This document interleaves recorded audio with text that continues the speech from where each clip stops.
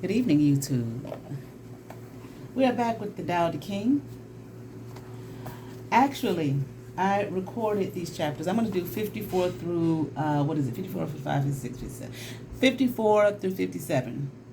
And I recorded this. Maybe I think it was the week before last or something like that. And I accidentally deleted the video. All right.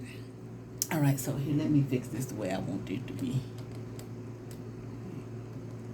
All right, I got a real funny, iffy iPod here, okay? All right, but anyway, here, the Tao Te Ching, let's get back into it. We are doing chapters 54 through 58, okay? And I'd like to say thank you to those who have subscribed. I certainly hope that you like this series here of reading from these religious texts. I got quite a few. I got quite a few things I want to read from. But hey, all we have is time, right? All right, so let's get into it here. To those who may be new subscribers, I've been reading the Tao Te Ching. I've got some biblical stories that I've read from a religious study series, which I have to get back to. It has been maybe about a month. I'm on Judaism, so it's been about a month. I think at least a month since I last recorded that, but I will continue on with that series, okay, for those who are interested, all right? All right, chapter 54. That which is well built will never be torn down. That which is well latched cannot slip away. Those who do things well will be honored from generation to generation. If this idea is cultivated in the individual, then his virtue will become genuine. If this idea is cultivated in your family, then virtue in your family will be great. If this idea is cultivated in your community, then virtue will go a long way. If this idea is cultivated in your country, then virtue will be in many places. If this idea is cultivated in the world, then virtue will be with everyone.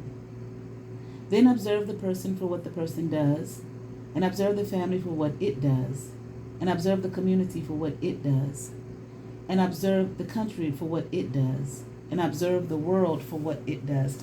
How do I know this saying is true? I observe these things and see. All right. Let's believe what it is that we observe with our own eyes. Chapter 55. One who is filled with the Tao is like a newborn child. The infant is protected from the stinging insects, wild beasts, and birds of prey. Its bones are soft, its muscles are weak, but its grip is firm and strong. It doesn't know about the union of male and female, yet his penis can stand erect because of the power of life within him. It can cry all day and never become hoarse. This is perfect harmony. To understand harmony is to understand the constant. To know the constant is to be called enlightened. To unnaturally try to extend life is not appropriate. To try and alter the life breath is unnatural. The master understands that when something reaches its prime, it will soon begin to decline. Changing the natural is against the way of the Tao. Those who do it will come to an early end. I love that. I love it. I love it. I love it. I love it, man.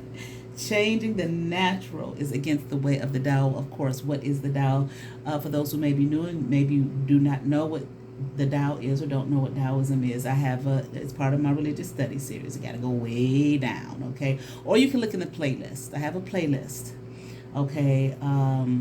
Of the religious study series, okay, to find out what the Tao is. Remember, the Tao is the natural way. It is the way. It is the way in which nature works, okay? In Taoism, okay, it's about, just going with the flow. Going with the flow of nature, the rhythm of nature, the rhythm of life, just the way things are, okay? Do not fight against it.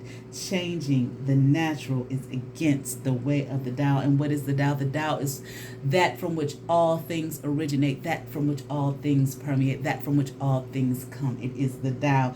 Those who do it will come to an early end. Let's go to chapter 56. Those who do not talk, those, wait a minute, sorry. Let me go back. Chapter 56. Those who know do not talk. Those who talk do not know. Stop talking. Meditate in silence. Blunt your sharpness. Release your worries. Harmonize your inner light and become one with the dust. Doing this is called the dark and mysterious identity. Those who have achieved the mysterious identity cannot be approached, and they cannot be alienated. They cannot be benefited nor harmed. They cannot be made noble nor to suffer disgrace. This makes them the most noble of all under the heavens. Okay. The dark and mysterious identity. Remember, one of the images in which the Tao can be known is what? The dark. In the dark. Not a thing of this thing that people say is of you can't know light without dark. No, the dark in and of itself is to be appreciated for what it is, not because of another or the other or the opposite, yet complementary. Remember the yin and the yang, all right? It's not about that. It just is. Okay? Stop talking, meditate in silence, blunt your sharpness, release your worries, harmonize your inner light, and become one with the dust. Okay. Doing this is called the dark and mysterious identity. Those who have achieved the mysterious identity cannot be approached. They have achieved. They have harmonized their inner light. They have become one with the dust. They have released their worries. They are able to stop talking, meditate in silence, and blunt their sharpness. Okay, that takes a lot of work to be able to do those things, to get to that point. And once you get to that point here in Taoism, in the Tao Te Ching, you have achieved the mysterious identity, gone on into the dark, the truth of self, the dark from which all things originate, the Tao. Okay. All right. They can't be approached. They can't be alienated. They can't be benefited nor harmed. They cannot be made noble nor to suffer disgrace. These things do not matter. They are so at one with themselves, the mysterious, the dark themselves. And this makes them the most noble of all under the heavens, at complete peace and contentment beyond one's understanding. Okay? There's a Bible verse that I'm trying to think of that goes in line with that. What is it? What's that scripture? I can't think of it. Chapter 57. Govern your country with integrity. Weapons of war can be used with great cunning, but loyalty is only won by not doing. How do I know the way things are? By these.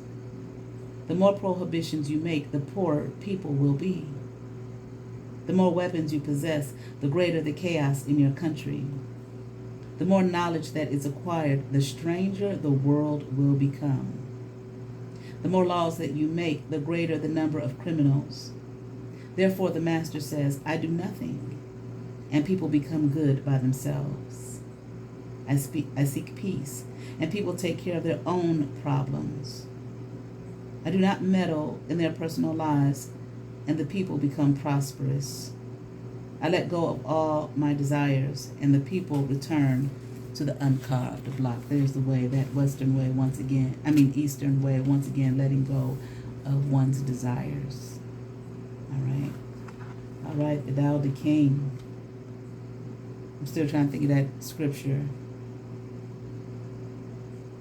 One that has come to mind, which is not the one I'm thinking about, is, I've learned to be content, with what I have. Okay? you know, basically with who I am, so on and so forth. But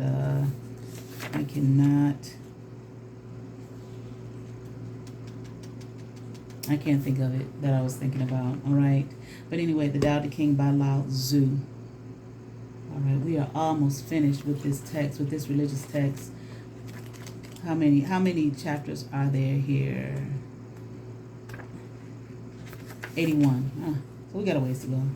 But remember, the Tao Te Ching is the second most translated book in the world. What is the first? Of course, it's the Holy Bible. All right. All right, y'all be blessed. Peace.